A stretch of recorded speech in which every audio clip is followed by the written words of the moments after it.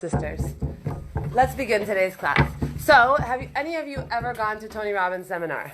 Or heard of Tony Robbins even? You've heard of him? Yeah, I watch his videos. No one has heard of him in this classroom? No. Okay, homework. Go on YouTube, watch one Tony Robbins video. Anything. Any? Right now? What? Not right now, unless you want to watch him instead of me. Fine. Talk about that later. So, okay, so that's the thing. Why am I bringing up Tony Robbins? Because he has these like worldwide seminars. I just went to one, which was like a lifelong dream of mine. It was on my bucket list. I went to one a few months ago. It was in Tel Aviv. Thousands of people. I could show you the video. Why am I holding a roll of toilet paper? Because this is how we erase the board. And yes. Can I have my chopsticks on my pencil case? What else do you want? Oh, I'm so sorry. It was unintentional. Hi, everybody. Thanks. Okay. So anyway, I'm in this seminar of his, okay? It's like in a stadium. It's like it's in an arena, okay? Arena. Like imagine just envision like grand, what's it called? In the city? City. Garden, City Hall. Madison Square Garden. Yofi. See what happens when we work together? So, Madison Square Garden, it was like almost that big. The whole place was packed out. The best part about the whole thing was that it was all Jews. And that was just felt amazing, besides for Tony. Everybody else was Jewish. And basically, he said a lot of things, okay? This man was a man that came from poverty. He came from a mom that was a drug addict, that he had like something like 4 or 5 fathers, very, very abusive, no food in the house. This guy grew up at a certain point where his life completely changed was when he had $17.41 in his pocket. He says he was living in California. He was going to go to get something to eat because he had no food. He didn't want to drive his car because he didn't have enough money for food and gas, so he walked something like 5 miles to the nearest restaurant. He gets to the restaurant, he walks in, and he sees a little boy sitting with his mom, okay? But he orders like a $5 meal, Tony, and he sits down, and how much does he have left in his pocket? Like $12, yeah? To his name. He said like somebody owed him like $1,000 and he still didn't like pay him back, and he was after him, and he just like said forget it, and he let it go. And so he has $12.40 in his pocket, and he sees this kid sitting next to him with his mom, and he's like as if taking his mom on a date, and he's treating her like queen, you know, and like he's pulling in her chair and he's pulling in her chair, and he's like all like man-like, and he wanted to order something for her, but he had no money. So Tony walks up to the table and he's like, "Hey, little guy, what you doing?" And he says, "I'm here on a date with my woman."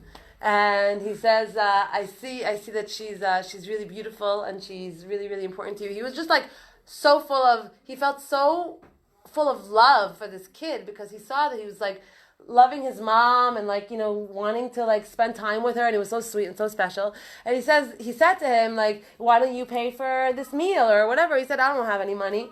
So he takes out the $12.40 that he has left to his name, and he puts it on the table. He's like, "Here, buy her a meal," and he walks out. And he said he walked out with the most amazing feeling in his heart, like that kid's face, you know, the smile on his face, and what happened. So it was like he teaches. Today he's a multi-trillionaire. The man is a trillionaire. He flies all over the world. He's helped thousands and millions of people.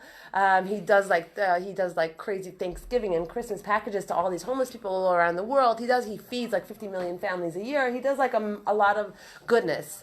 He's a righteous Gentile, definitely. So one thing that he teaches in his seminar, the part that was so fun, which is what I did when I walked in here with you guys, was he says that in order to be able to get yourself out of any kind of emotional rut in life, or even just like a loop, you know, life, like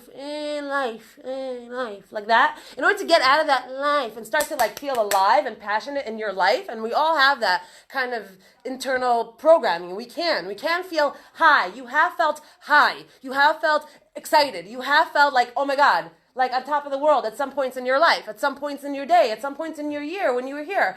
But most of the time we get into this like dragging my feet, same old, like kind of like thing. It's a loop. Okay, so he says in order to bust out of that loop, there are many different techniques in order to be able to come out of that loop and feel good. Because bottom line, I'm giving the biggest gift and greatest present to myself when I do that. right? I feel good in my life. Whoever I come in contact loves me, and I connect to, and I give to them. And when I give to another person, I feel good. That's just the way it works. Even though when you're in the rut or in the loop, you're like, no one's giving to me, and no one sees me, and why should I only be the one to give? And all of these, like, just like I call them foreign thoughts, because these foreign thoughts, they create the loop. They propel this loop. Why should I? I paid last time. Why don't they pay? All of these cheshbonos that are really, really, they keep us stuck in this like really small, Rabbi Nachman calls it mochin de katnus. Mochin de katnus is a small mind. When you live in a small mind, then you live in a small life. And when you live in a small life, sometimes you feel alone, sometimes you feel isolated, sometimes you feel like no one sees you, sometimes you feel, life, right? And what he says, and one of the biggest things that we can possibly do for ourselves, and it's so easy, and the reason I'm bringing this up now is because we are in the energy of the time, that if we can just like jump up and grab that energy, then we can have it. We can live on it. I'm not on any kind of drug right now, okay? I have been in really, really hard situations in my life. I have been in lulls. I have been in downs. I have been in these loops that he calls them, right? But I also decided at certain points, right? Every time it's different. Every day it's a new milchama. Every single day it's a new war. Every day it's a new fight. Every day it's a new decision to get up in the morning and say, I will feel good today. No matter what happens, no matter who calls me, no matter which, God forbid, ticket I get, okay? No matter whatever happens, how I'm going to pay this and how I'm going to deal with that, no matter what the reason is in my life, the main character of my life, am going to make sure that I feel good. I want to feel good, because when I feel good, I can handle anything. I can take care of anything. I can deal with anyone. But if I feel cruddy, I cannot help anyone, deal with anything. I fall apart. I feel like everything is a trauma.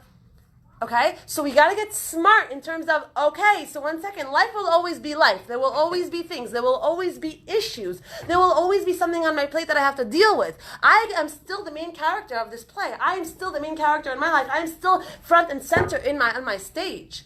So once I understand that I'm front and center of my stage and all these things are still going to happen around me, whether I'm bummed out or whether I'm happy, that I have to make a decision. The number one thing that we have to do every single day is make a decision.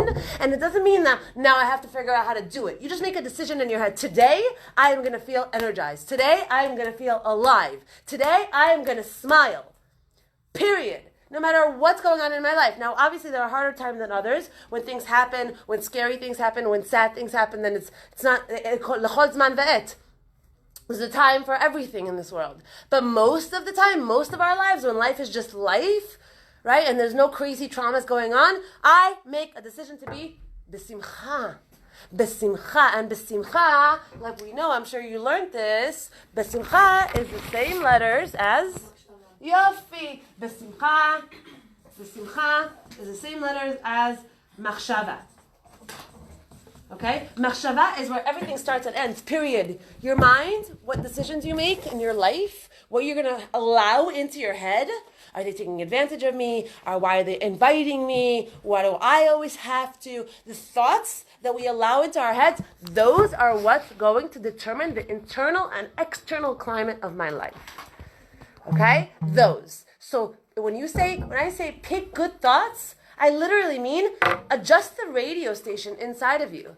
Because based on how well you adjust that radio station, based on your thoughts, that's how you're going to feel in your life. And how you feel in your life is what you're going to end up producing in your life. It's who you're going to end up attracting in your life. That's the equation. Very simple. Keep it simple. So what does Tony say? Tony says like this. He says, one of the main ways to be able to come at life, even though there are difficulties, even though there are struggles, to come at life from a place of like strength and passion and happiness. Okay, you know how many issues I've had? If I tell you how many issues I have, you would sit here, I would give out the tissues. All right? Every issue gets a tissue. All right? But no one's crying because there's no time for that. Sometimes I cry and then wipe my tears and we move on, and that's good. It's important to give your emotions a platform. Really, really important not to push them away and say, why am I feeling bad? And why am I crying? What's wrong with me? Stop. Okay? You feel sad, you feel something, allow, see it, process it, but no one to also put a cap on it. And no one to also say, all right, I'm going to be good. It's going to be okay. We're going to get through this. Just like I've gotten through so many other things in my life, I'll get through this. So he says, number one technique is physiology. He said, whether you like it or not, when your brain, when your body starts to move, even if it's walking from here to here, or whatever it is, or jump up and down, that creates a shift in your energy, whether you like it or not. And in his seminar, he all of a sudden, as he's speaking, imagine as I'm speaking to you right now, all of a sudden crazy music comes on, insane. Like you feel like your eardrums are going to come busting off. Crazy music, the lights go off. And he says, everybody, stand up now. Everybody stands up, jump. And everyone, like 5,000 people are jumping up and down, crazy music. And then after like 4 minutes of doing that, we all sit down. And then you realize how much more focused you are. The chemicals in your brain have been secreted. We have serotonin secreted. We have, what's the other one? Endorphins secreted, right? We have all these, not serotonin, endorphins, right? We have... What? Dopamine. Yes, thank you. We have all these chemicals secreted in our brain, and we literally can focus and think and be happier in the moment. And that's why I got you guys off your tuchases this morning when I walked in, because we have to be able to start moving our body more freely and not be so stiff. Because what happens when we don't move enough, we get stiff and we get stiffer and we get stiffer, and that really impacts our minds. And when something impacts our minds, it impacts directly our life. Directly impacts your life. That means your friendships, your communication skills, your learning skills, okay? How well you're doing in your life, how clearly you're thinking, everything. Okay, that's point number one. Point number two. Okay, what time is it right now? Okay, good. So point number two is ADAR. Okay, this energy that we walked into right now, every month has an energy. Every month has an energy. Every time has an energy. Every person has an energy. There's an energy to people. There's an energy to places. Okay, sometimes you'll walk into a certain place and you'll be like, I don't like the vibe here. You know what I'm saying? You know, when you walk into a certain place, you're like, I don't like the vibe here. Yeah. What's a vibe? A vibe is a vibration. What's a vibration? A vibration is a result of an energy. Because when every person has a vibe. Every person has an energy. The energy that you have in your life stems from the thoughts that you're thinking in your mind. Okay? Number one, it stems from the thoughts you're thinking in your mind and the actions that you're taking on a daily basis. So, for example, if you want to have a better energy about you, there are certain things that you do. You jump up and down. You give tzedakah. You pray. You give of yourself you give things of yourself to other people. You help the kid cross the street. That shifts your energy. Things like that shift your energy. That's what happens. So when we walk into a time like Adar that we're in right now, some people feel it, some people don't feel it. How do you feel it? How do you not feel it? Guess. Give me answers. How come some people feel the energy and some people not feel the energy? And if I don't feel the energy, how do I start feeling the energy? It's about like your mindset. Okay, what does it mean?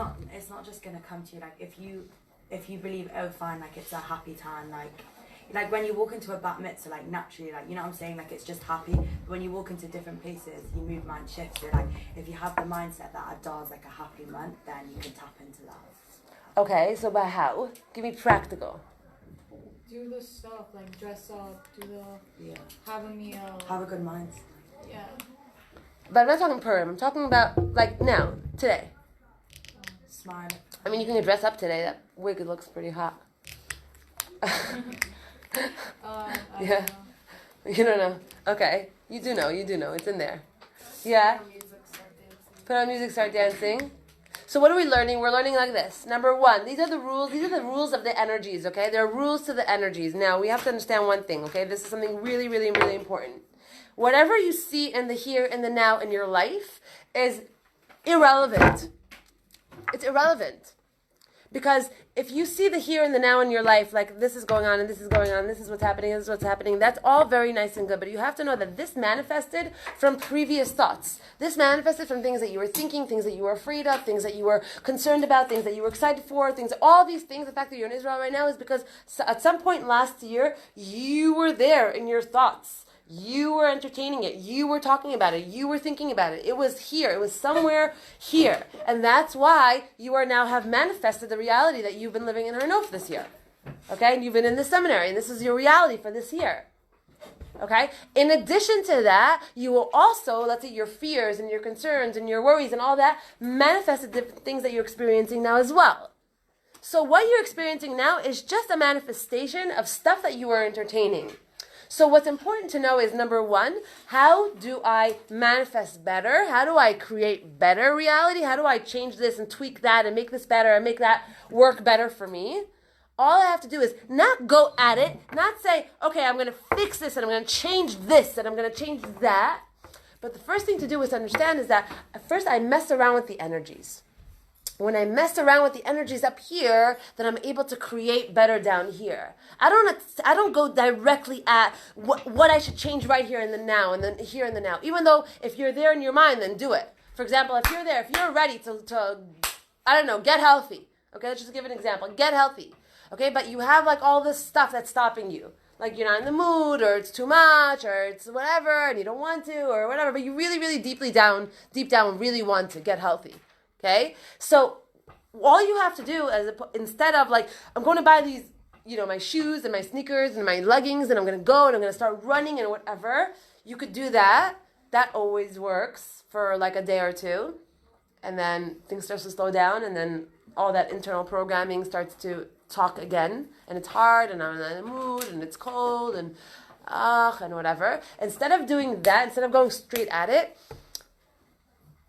you learn how to mess around with the energies that create that.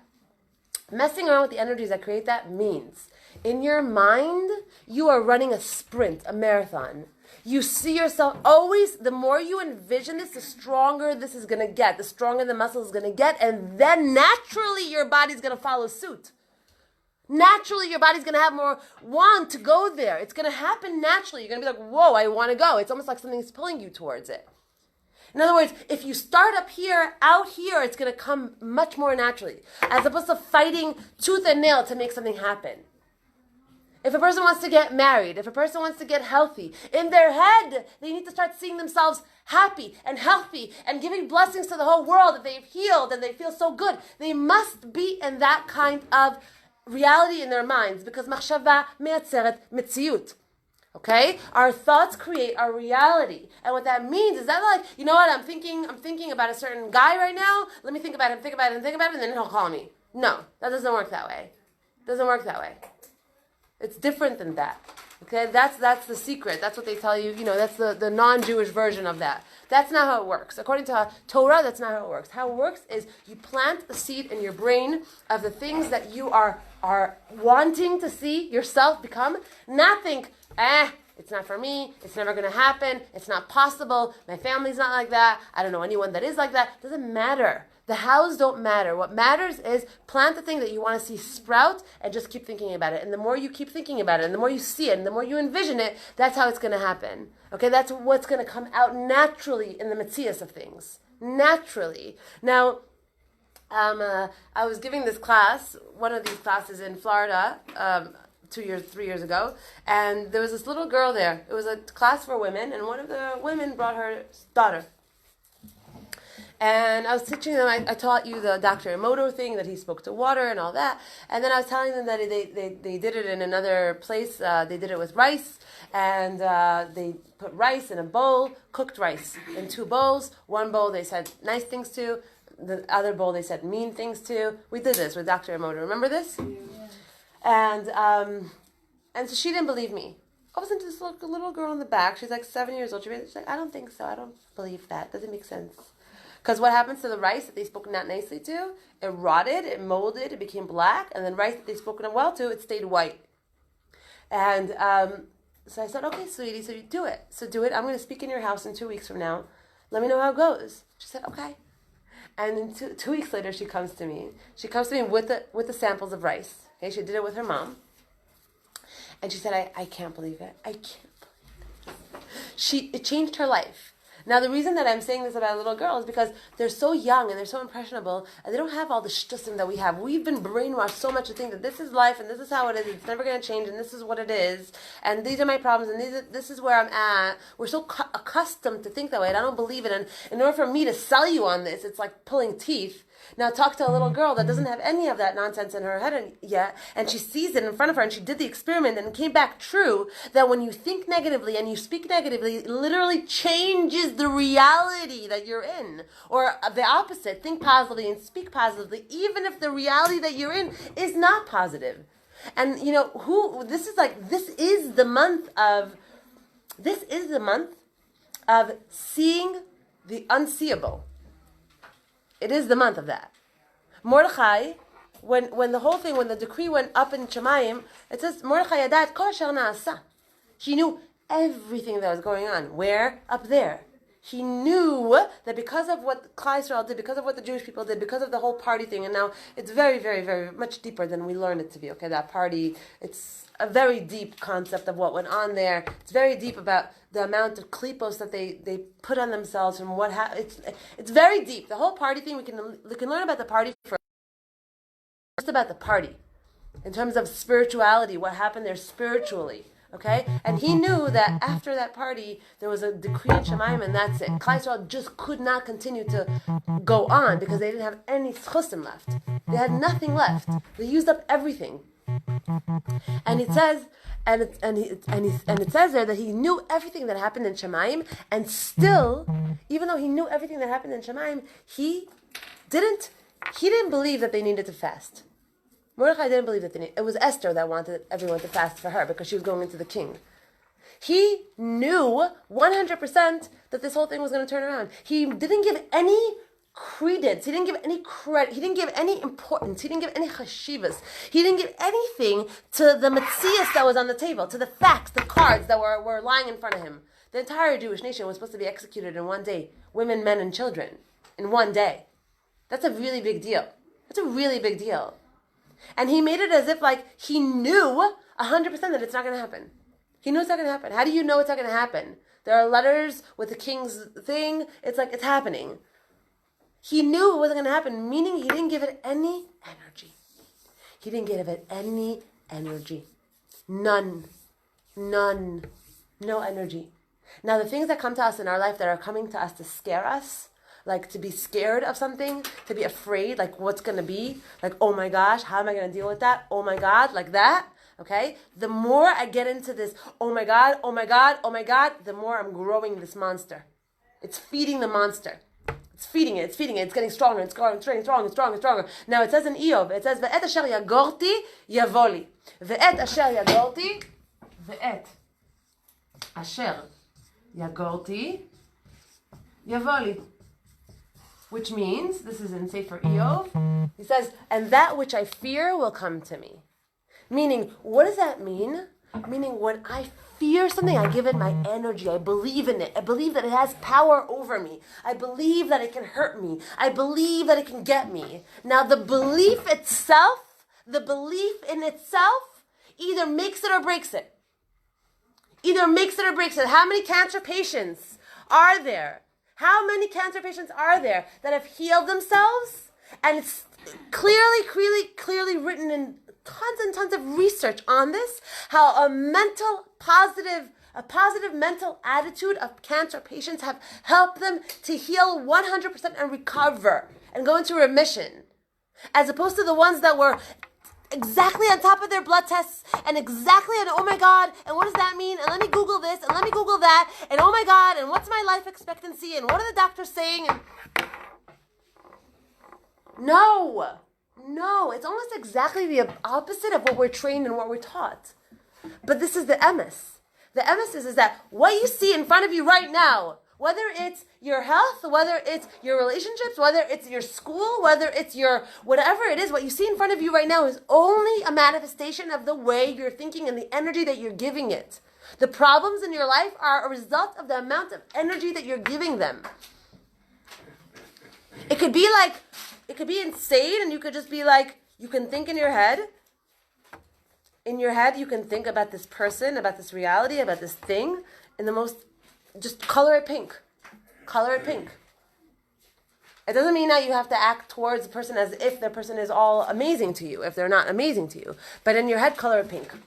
Color it pink, color it pink, color it pink, and you're going to start seeing pink. to be able to take a read on reality all the time and just say, this is the reality, and this is what's going to happen, and this is the reality, and this is what's going to happen. I'm telling you, so many people I know today that with this whole coronavirus thing, like they're literally like out of their minds with this whole coronavirus thing. And it's the wrong approach. It's Torah-wise, it's the wrong approach. First of all, there's a rule of thumb in Torah. Whenever, there is any kind of something that's going on in the world by the non-Jews. Remember when there was tsunamis and all of that? Whenever there's like these like natural disasters or stuff like that in the world, it says it clearly in Torah, Hashem does it by the Goyim because the message is for Klal Yisrael. Meaning we are the leaders in terms of like leadership comes with a lot of responsibility. It's much easier to be a follower than to be a leader. Being a leader oftentimes is a very lonely place to be. You have to set the example. You have to give endlessly. Everyone expects from you. You make the smallest mistake, everyone's on top of you. Everyone sees it with a microscope, with a magnifying glass. It's not pasha to be a leader. Hashem put us as the leader because we have to be the leader. We have the souls for it. We have the minds for it. He put that in us, and we were meant to drive, to sail this ship. And the entire world is behind the Jewish people. In terms of like, they're all depending on us. We are the moral compass of the world. We're the ethical compass of the world. There's coronavirus, and tons of Jews are going to the Kotel to do a kenes, to daven for Chinese people before it became spread and all over the country, all over the world. When it was just in China, there was a kenes tefillah by the Kotel because we're responsible for them. We're responsible for these things. That's how it works. It's like, it's not going to be like you're a parent and you're going to tell your kid, like, I brought you into this world, like pay your own rent. Enkas daval. You have the responsibility of this child. You are the parent. You have to be able to steer this thing. Even if the kid is telling you, I hate you, mommy. I hate you, which is what anti-Semitism is. They're looking at their mommy, at the leaders of the world, the Jewish people, and they're saying, I hate you, mommy. Okay, mommy. Okay. It's going to be okay. I'll still come to you. I'll still take care of you. I'll still pray for you when things are going on by you. When you have a natural disaster, I'll still send Mada and Hatzalah halfway through the world to take care of you and to help you and your families. We'll still come. Even if you say, I hate you. It's all right. We'll still be there. That's a leader. That's real leadership. You're not going to start arguing with your kid now. You don't hate me. You hate me? I hate you too. Not keshil. That's not how we respond to anti-Semitism. The fact that they don't realize that we were put in this position, not because we chose it. We didn't have a choice in the matter. We had har kegigas on our head. Hashem put a mountain over our head and said, either take it or leave it, but if you leave it, you're going to die right here. This is going to be your burial place. Meaning we had no choice but to be the moral compass of the world. We have no choice but to be the leaders of the world. And that's why the Jewish people are the top in all of the things that they are. What did you want to say? But didn't we re-accept the Torah willingly by after the party on Purim? Beautiful. We re-accepted the Torah from a completely different place of understanding. It was an understanding, a place of like, oh, I see. It's not like, when someone asks you to do something for them and it's like, it's like the smartest girl in class. I've had a few students like this. It's like, the smartest, you notice the girl that has the most potential or the kid that has the most potential, you pick on them the most if you're a good teacher. Pick on them the most mean you give them a little bit more work. You push them because you see they have what it takes. You just have to take it out from the koach al hapa'al. You have to take it out from what's dormant inside for them to see, oh wow, I can do that. Oh wow, I have what it takes to do that. Yeah. But as a teacher, sitting on this side of the room, it's easy sometimes to identify, if I had you every day, I would be able to do this. It would be easy to identify who's what and to push you in the areas that you're going to shine in. Right? Everybody needs a good coach. Everybody needs someone to believe in them. Everybody needs someone to push them, to show them that you're not going to stop here, honey. You got a lot more to go, and you're going now. You're doing this and this and this. What are your thoughts about this and this and this? I don't know. I'm scared. I've never done this before. Perfect. Jump in the water. Right? So that kind of feeling of like, being a good girl in class and feeling like, why is she always picking on me? Why can't I be like everybody else? And that's how the Jewish people felt when they got the Torah. They said Na'aseh v'nishma, but it was like, I have to do this now? It's like, can you pick on someone else to do it? It's a lot of responsibility, listen. And we're always going to be hated. No matter what we do, no matter what technology, medicine, and whatever it is, no matter how many people we live for or die for and go out into the world and save, it doesn't matter. We're always going to be hated because it's that smart girl in the class that's hated because she's smart and because she has what it takes and because she has all the potential. Right? But when they accepted it again after Purim, they accepted it from a place of, oh, I get it. I get it. I get what it means to be in the leadership position. I get the responsibility, but I also get the feeling of wow, of being a leader, of for real being a leader. Listen, Moshe Rabbeinu did what he did and he didn't get to go into Eretz Yisrael. Can you imagine? That's what a leader has to take. Leaders have to take a lot of you know what. But that's part of being a leader. That's how it goes. And that's what the Jewish people are. And that's what you are. And you're a part of this nation. And you're a part of this leadership. And that means that we can either continue going through our lives complaining and this is not good and then and feeling not good in ourselves and feeling dried up and feeling tired and feeling but the day we take it upon ourselves to see the unseeable, really, in ourselves first and foremost, see your potential even if you don't know how you're going to get there. What do you want to be? What do you want to do? Who do you want to affect? How many people do you want at your funeral that are going to say, that girl, she changed my life. And live life that way. Once I live life only for myself, my reality is a sad reality. I will feel sad. I will experience sad. I will cry a lot. I will be alone. I won't have such good relationships. That's how it goes. Because you're not just any person. You understand that the Jewish people are 0.001% of humanity, of the population. And it's a privilege. It's a responsibility. But it's a privilege. And the privilege comes with a neshama. Not a nefesh. A neshama. And what's this neshama? Chelek Elokam Imal. What's this Chelek Elokam Imal? We got a piece of the ultimate creator, the Borei Olam. We have a piece of that energy inside of us. That's why we always have to create and to do, and that's why the cutting edge, everything, medicine, technology, everything is coming from the Jewish people, because we have that internal drive, that fire, we have that creativity, we have that mind, where's that coming from? Oh, I did it. It's me. No, it's not you.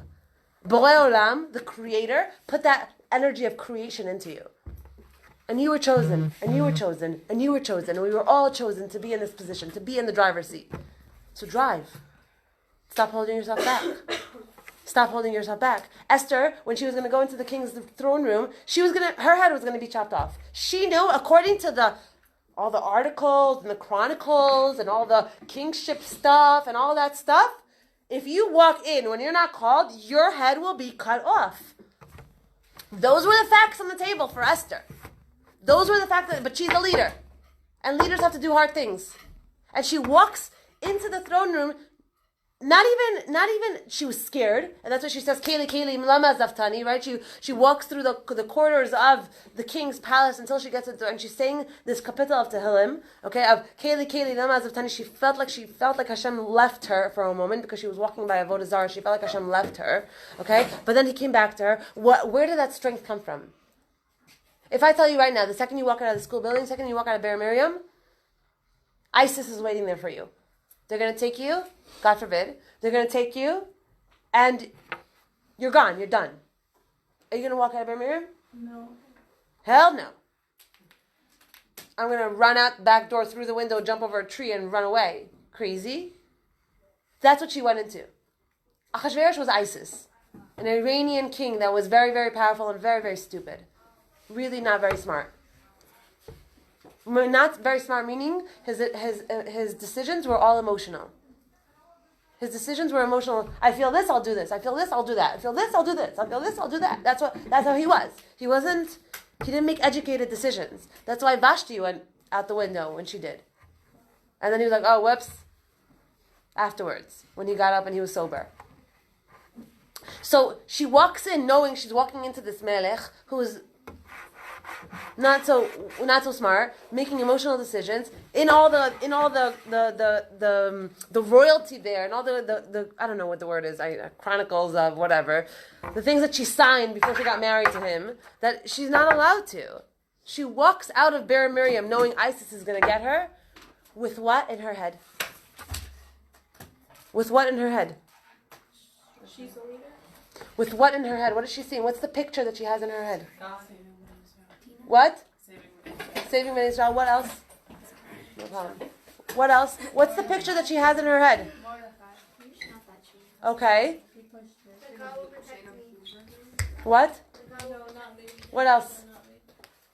If I die, it's No. for a good. No. The reason that I'm testing you on this is because this is what's going to help you with your thoughts. What are the thoughts that are in her head? Positivity. What? Positivity.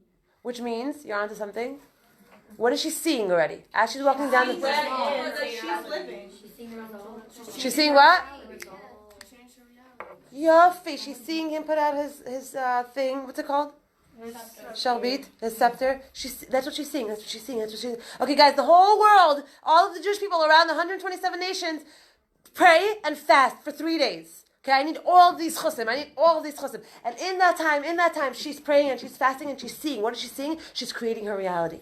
She's creating her reality. She's creating her reality. She's creating her reality. What's the reality? She walks into the king. Not only does he not cut off her head, but not only he accepts everything that she wants. That's what she's seeing. That's what she's seeing. And she's planting. She's planting. She's planting. She's planting. Boom! It happens. She's not reading reality. She's planting it. She's planting the reality. Yeah? This energy, this month, this time, right now, it's a huge time. Now, because it's so huge, it also can be really, really dark.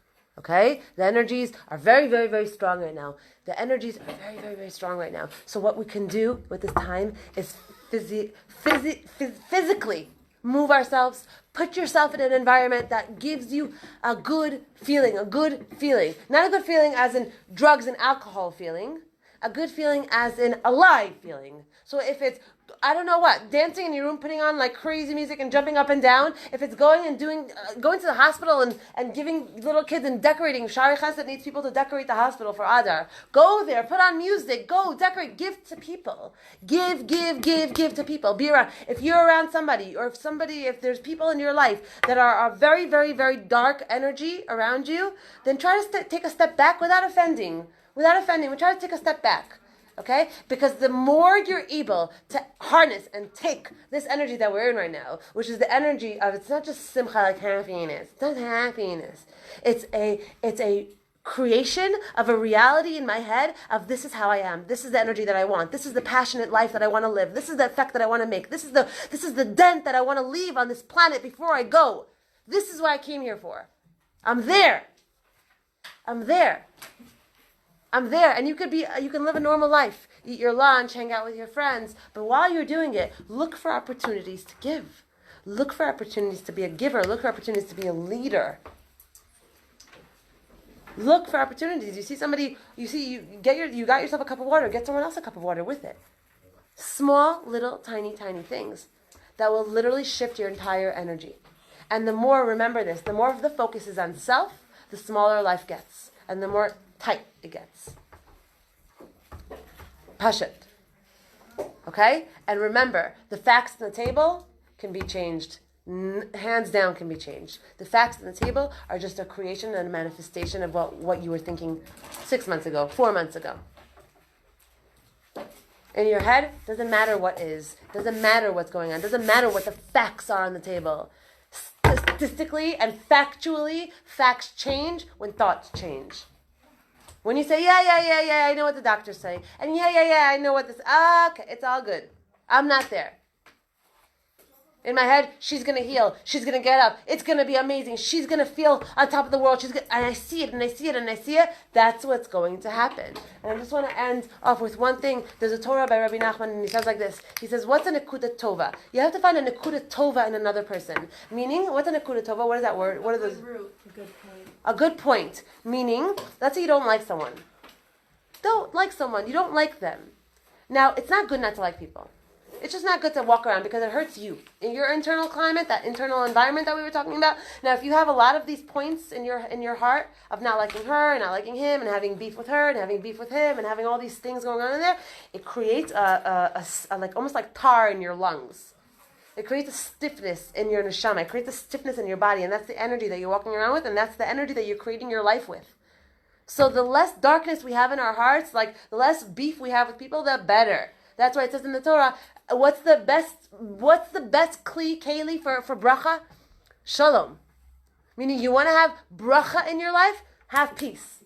Peace with people. Peace with people. Make sure you have peace with people. You have beef with people, fix it. Fix it. Figure out how to fix it. Fix it. You're shooting yourself in the foot when you don't fix it. So he says over there, find a nekuda tova, find one thing in the person that you're looking at that you don't really like so much or that you're having a hard time with, find it and give it energy. Give it energy. It's almost like feeding that monster that we were talking about before, but it's the good monster. Okay, it's the good monster. Okay, feed it. See the good in that person. Oh, they are really nice, and they're shy, or they're shy, which is annoying for me. But maybe it's coming from a place of like humility, or maybe right. Try in your head to find a nekuda tova. Now, Rabbi Nachman does something incredible. He says, not only are you working and you're helping yourself clear out the guk inside of you, not only are you doing that, but what are you doing? You're actually, because of your thoughts, the way you're thinking good about them, when you think good about another person, you're actually elevating their energy. You are elevating their energy. You're helping them get out of their guk, out of their prison, out of their cell.